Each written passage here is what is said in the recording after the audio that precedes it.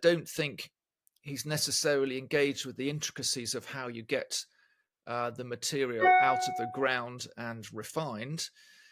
Plus, as well as the mining difficulties, there's the fact that a lot of it appears to be in the east of Ukraine, much of it in occupied territory.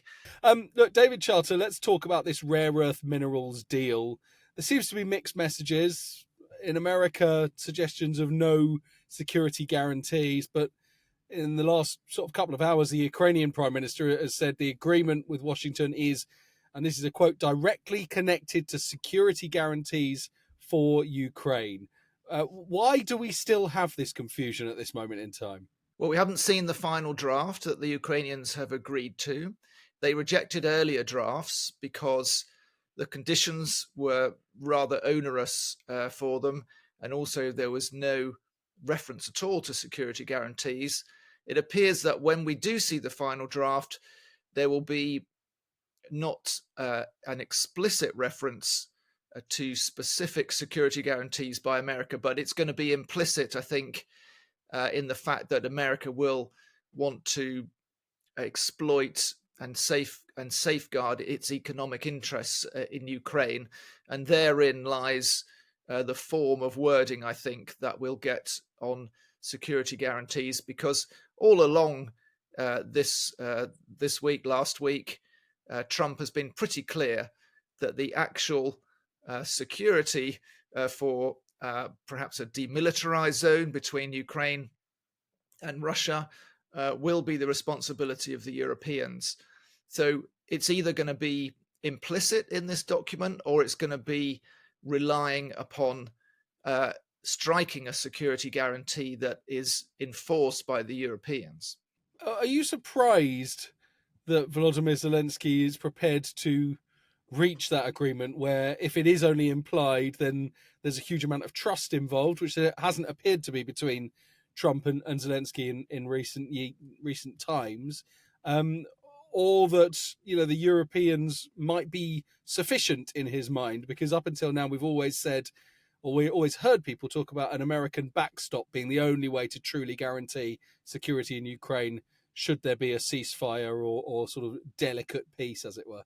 I'm not surprised, because Zelensky himself originated the idea of an economic agreement with America, seeing it as the best way to bind in US interests and implicit security as well for Ukraine, because America would be heavily invested in the country, but also with the provision that there will be some kind of security arrangement that the Russians have to agree to as part of the final peace deal. I'm not sure if it'll be in a ceasefire agreement yet, but to be negotiated for a final peace deal, there will have to be some kind of physical presence in some way by the Europeans to safeguard Ukraine.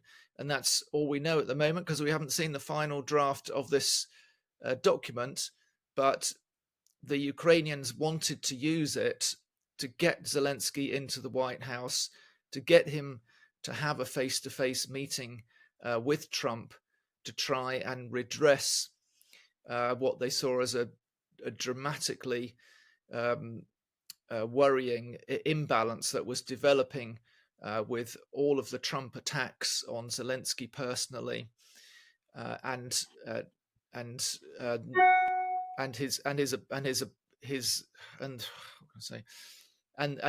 the absence of any demands on Russia at this stage, whilst US and Russia talks continue and are continuing later this week. At one stage, I saw a suggestion that it didn't require a security guarantee, because if there were Americans on the ground mining these rare earth minerals, there would be de facto security for those people, and therefore that would extend to Ukraine. You think it must have gone beyond that, though, for Zelensky to agree? I'm not sure it goes much beyond that. That's what I'm suggesting by implicit American security. But it's not the Ukraine won't sign a final peace deal just based on that. It has been assured, and of course promised, not only by Britain, that the Europeans will be present in some form to safeguard its borders from further Russian aggression. So it's everything. It's all of the above, which gives Ukraine the comfort, if you like, to sign this particular deal with the US, because Trump has assured them that he won't conclude a final peace treaty without some sort of actual security on the ground. But he's also been clear that will definitely not involve US troops. A number of reports I've read around this have suggested it's actually almost prohibitively expensive to mine these rare earths, despite the the trillions that Trump talks about them being worth. I mean, do you think that there are assurances to Trump from the firms that might get behind this, that they will actually go to Ukraine in order to do it, or is this just about, I don't know, securing something that literally makes Trump look good, whether he actually goes and then mines them or not? Yeah, I think Trump is a deal maker, but at his level, it is rather broad brush, and I don't think he's necessarily engaged with the intricacies of how you get the material out of the ground and refined. Plus, as well as the mining difficulties, there's the fact that a lot of it appears to be in the east of Ukraine, much of it in occupied territory. So there'd have to be an agreement with Russia as well if some of the mining has to take place in those parts of Ukraine. And we don't know the status of that land yet. So there are a lot of unknowns still. But Trump wanted, as ever, to prove his mettle as a deal maker and to make the point that the Biden administration had opened the American taxpayers' checkbook for Ukraine, and he wanted payback. And this is a tangible. Trump is always interested in a tangible sign of redressing the balance, if you like, for the American taxpayer. And this is it really is a far-reaching deal, I'm told. When you see it, you're going to be amazed to see just how much the Americans have got their hands on in Ukraine. It's not just rare earth metals that are vital for future production technologies, but it's going to be oil and gas. And they wanted control over Ukrainian port business as well. We'll see if they get that. Given the amount that Zelensky appears to be giving away, and I realise this is an existential thing for Ukraine, so you can understand it to a degree. But if he then goes to the White House later in the week and starts asking for more support from Donald Trump, who himself, this week talked about, I'm a deal-making guy, it's all I've ever known my whole life. I wonder what more Zelensky can offer him in order to try and garner more support. Has he held enough back? Well, we'll see. Is one answer to that, but I think first of all, this is regarded as a necessary deal by Ukraine to get some. This is regarded as a necessary deal by Ukraine to bind in America to its future. I mean, they're looking way beyond Trump here. As you suggested earlier, getting these minerals out of the ground and making a go of mining in Ukraine is not something that's going to be done tomorrow. It's going to take years and years. So this is a very long-term horizon that Zelensky's looking at, not just the next couple of years, but most importantly as well, he wanted to get himself back at the table. Trump was beginning to suggest that it wasn't important to have Zelensky even in the peace talks that are already underway with Russia, between Russia and America. And so he needed to find a way back into the room to make sure that the Ukrainian point of view is heard when the carve up of, to put it bluntly, of Ukraine is happening on the table. And it's a it's a bit of a hackneyed phrase, but if you're not at the restaurant table, you're on the menu. David, linked to this, particularly if there is something written into this agreement about a European security element, is the amount of money that Europeans are going to spend on defence, and we now know that the UK is committed to 2.5% by 2027. How will that have been welcomed by Trump and his team in the sort of 24 hours they've had to digest that news? Yes, it's barely registered on the radar screen here so far. So Keir Starmer's going to have to sell that over here for all he's worth, and really impress upon the Americans that it is a big deal, and that he's also serious about getting to 3%, which is really the minimum I think that Trump is anticipating for NATO members. I'm afraid that there's so much going on in America at the moment with the domestic agenda. We had a big vote last night in the House on Trump's tax cuts that squeaked through, much to his delight. Trump was heavily invested in that, calling up Republican members to twist their arms.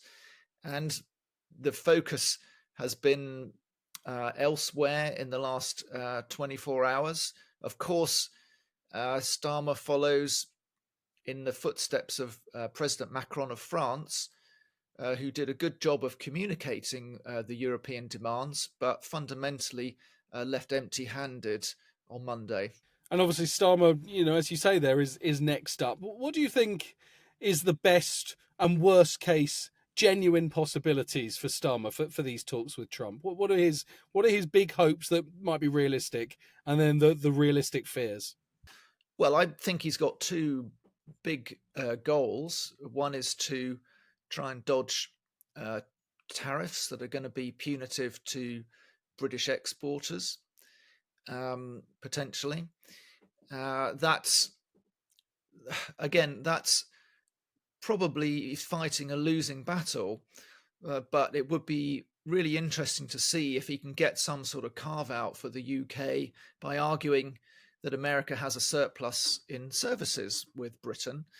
So the British, any perceived slight British surplus in goods should be weighed against that.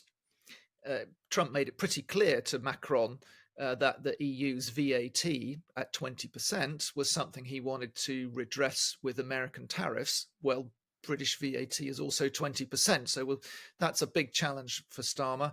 The other one, of course, on Ukraine, he wants more American buy-in.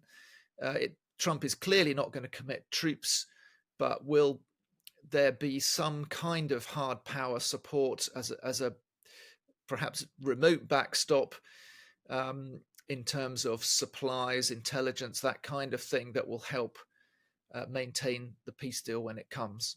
You mentioned how Macron sort of left with nothing really in terms of any promises from Donald Trump. We saw that slightly awkward moment, didn't we, where Macron corrected Trump in public about the way that the EU has funded Ukraine towards the war. I wonder what is the more difficult balance for these presidents and prime ministers that come to meet Donald Trump? Is it what you say to him publicly, with the media watching, or is it actually what you say to him privately? I guess, can he be more robust privately, or does it actually matter what he thinks of you personally to such a degree that you've got to be really delicate either way? I think you've got to be robust. I think Macron has a long history with Trump of at least arguing his corner, and he found a way to do that. So Trump in the moment may pull a face and say something contrary, but fundamentally, Trump does respect people who stick to their guns and make their arguments. Now, Starmer has to use all his diplomatic powers to stick to his guns. Even if the awkward questions come in public, he has to find a way to deliver his arguments without being overly critical of Trump, but without ceding points that are simply wrong. Just wanted to ask you about the Gaza video and just what the reaction has been to this AI video that Donald Trump has posted. Right. Well, obviously, it's still early morning here in America, and the initial reaction is complete amazement that this has appeared on Donald Trump's Truth Social feed. It appeared to be, how do I say? So the initial reaction has been complete amazement that this has appeared on Donald Trump's Truth Social feed. It seems like a parody. It seems like trolling, and yet Trump has been active on his Truth Social account, the same account, since earlier this morning, and the video remains up. So we must assume that it's not some sort of trolling hoax. It's actually intended and crafted by the White House. We don't yet know who exactly put it together and why they included some of the images that you would have thought unimaginable, even from Trump. Just to take a couple of examples, the bearded belly dancers doesn't seem to be in character with Trump's worldview, and also showing him in just swimming trunks. Trump has very, very often actually criticized and ridiculed Biden for allowing himself to appear just in trunks on the beach. So there are a couple of things in it which made me think it was some sort of hoax, but no, it appears to be real as far as we know at this time. I'm speaking to you at 8:30 in the morning in America, so people are just waking up to it, really.